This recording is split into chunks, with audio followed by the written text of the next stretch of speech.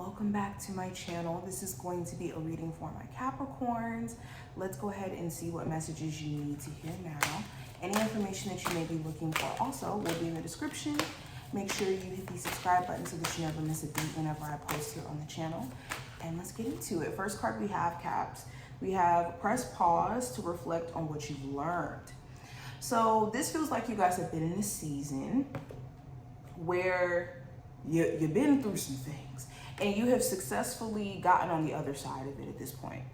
It's important though, before you make any like big drastic moves when it comes to like your love life or when it comes to like, again, just major decisions, take a moment to really reflect on what you've learned before you just kind of move forward. Because a lot of times with relationships especially, we think that we're okay to date like immediately right after we finished a relationship, or we think that we're ready to, you know, jump into, you know, the next big thing after we've just gotten done getting through certain hurdles and challenges, when we really need to take a moment to pause and actually understand what the lesson was. Because a lot of times, if we are not self-aware enough, we won't even know what lesson we were supposed to learn. And we'll think that a lesson that we were supposed to learn is one thing, and then we just keep repeating the same lesson over and over and over and over and over and over again, trying to understand, well, why am I repeating this lesson? Well, you maybe didn't get the initial lesson. And that's why these cycles could be repeating, to kind of show you like, hey, that's not really it, it's this. So pay close attention in the sense of like, again, being self-aware in terms of what exactly is this trying to show me? Is this showing me that accountability is needed in terms of my choices or the people I allow in my space? Is it showing me that I still need to heal and that I'm making decisions from like a fear-based place or from a place of scarcity? Just unpacking that. We also have park your negative thoughts and work only with the positive. So this is being mindful of what thoughts you're working with, not talking about some toxic positivity stuff, but more so in the sense of like telling yourself stories of things not working out for you, or you being doomed in a certain area in your life, or just doomed in life period, is not a perspective to occupy, because your brain will literally look out for situations that show symptoms of disappointment, or, you know, situations where it confirms certain negative beliefs that you could have. So when you start to see your mind drift off into those spaces, be actually aware of the thoughts that you're thinking in a sense to where you observe them.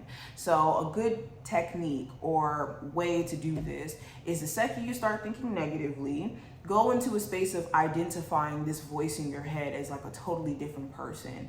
And when it starts to happen, just start saying in your head, or you could say it out loud, like, damn, Sally is tripping today because she's saying crazy stuff. Or I prefer you make it a name, like a scary creature or something like that, to kind of, you know, get you to identify it as something that's scary. But anywho, be in a space of observing those thoughts and what exactly it's trying to tell you about some subconscious stuff that's buried, because those negative thoughts are usually a manifestation of some deeper stuff that's embedded within your subconscious, which is like 75% of the brain, I believe, or like 75% of the stuff that we occupy within our thoughts exist within our, you know, subconscious. Anywho, we also have keep your heart open to unexpected possibilities. So this is a reminder to not hold on to expectations and outcomes in a way where you're disappointed. Whenever you find yourself expecting something to be a way, it should go like this, why is this like this? Whenever you start to use why and should in your reasoning, in your thinking process, you are setting yourself up for disappointment. So keep your heart open to whatever happens, because in the end, it's going to be an opportunity for you to grow. It's going to be an opportunity for you to learn. It's going to be an opportunity for you to expand. But if you are rigid and you're stuck on a certain outcome and a timing, that outcome has to happen in a way, and it has to happen from A to Z like this, you're not really allowing reality to do its magic, which it always will. And you'll always kind of feel like you're not really in reality, because that's technically not being in reality. But let's go ahead and go a little bit deeper. What is the energy around my Capricorns? What are the messages they need to hear now? So we have the Knight of Wands, the Temperance card. We have the Six of Cups in reverse, the Queen of Swords, the Eight of Cups, and the Queen of Cups. Let me show you all the cards. Okay. So what I'm seeing here, so when it comes to other people's energy, especially if it's just hyper negative, you need to be mindful of allowing them to affect you, because you could be getting like highly irritated or having moments of just feeling burnt out because there's certain people at work who are constantly trying to, you know, gossip to you, or there's certain people at work who just kind of are negative themselves, and it's like this energy transfer. Or you could be going through a lot of stuff at home with the love interest, as well as another thing I'm seeing. The person you may have children with.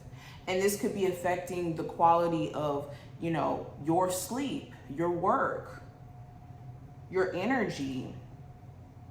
For others of you with the Six of Cups in reverse, you could be trying to give someone who you've been romantically involved with a chance to like rekindle the past, work through the past, but it could feel like mentally you're not able to really let go of what they've done. And this is a time where you need to be honest with yourself. If you know that you can't forgive this person for the things that they've put you through, and every time you're around them, it just kind of makes your energy feel off, you just feel like you guys just don't resonate the same anymore, it is okay to say, I don't want this situation anymore, and I don't resonate with this anymore. And you don't have to feel bad. Don't let anybody guilt trip you into thinking that you have to stay somewhere you don't want to be. Or even guilt tripping yourself into staying places or with people who you don't resonate with anymore, or just feel like this drifting apart. We also have Bone Collector. So let's read this really quick. So the Bone Collector card says, so when the Bone Collector appears, she's asking you to look closely at your circumstances to see if you're fully present or reacting out of past conditioning and unconscious expectations. Whenever we're wounded, especially when we're young, it's as if something essential is stolen from us. We adapt and accept a version of truth that then sets us up to behave a certain way in the future when faced with a situation similar to the original event. What we know about ourselves thus becomes influenced by a perception of limitation. You may feel unworthy or without courage. You may see yourself as flawed or unlovable, or expect to be criticized. The Bone Collector reminds you that the truth is that you're a powerful being with limitless possibilities. She has kept safe what was stolen from you in the wounding and is here for you as you reclaim it now. You have everything you believe you lack, and the Bone Collector is the inner resource. Act as if you have what you need, and you'll find you have it after all. Anything is possible with awareness. The wounds of the past need not to define you. So yes, when we have experienced certain traumas, we've experienced certain circumstances, events, moments where we've been shamed, moments where we've been, let down, hurt, we go into protection mechanisms to keep us safe. And know that the brain, the body doesn't do things to keep us happy. It does things to keep us safe.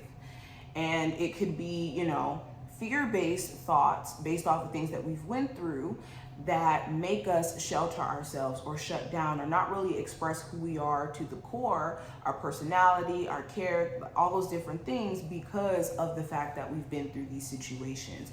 So this is a time where you need to take your power back in terms of not letting those traumas, not letting those experiences make you change as a person, or get back in tune with those parts of yourself, because you may have actually changed.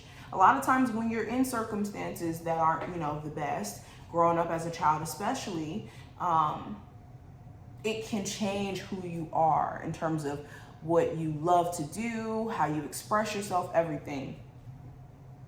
We also have the Dragon's Lair card. So this is kind of interconnected. I'll read this briefly. It says, you have a remarkable internal warning system that lets you know when things are out of alignment. You're about to enter dangerous territory, so tread carefully and be aware of your surroundings. The path you're on now is one that will challenge you to the core.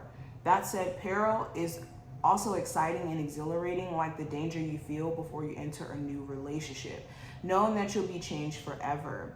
A life lived fully isn't lived only in safety. A new experience is calling to you, one that will test your courage. The choice is yours, but there is a greater value in risk-taking than remaining unchallenged. New territories are waiting to be discovered. So this is a card about challenging yourself, to go outside of your comfort zone, to get out of the space of fear, and to say, you know what, I'm terrified, but I'm gonna do it anyways. I don't know how this is gonna turn out, but I'm just gonna go ahead and do it. And you're able to discern when something's not right and when something doesn't feel in alignment with you. But it's important that you don't start to assume that everything is something that you should be fearful of, or everything should be, you know, something that you're defensive towards, because there could be real opportunity you miss out on. But this is what I see. I wish you the best of luck, Capricorns, and I will talk to you in the next one.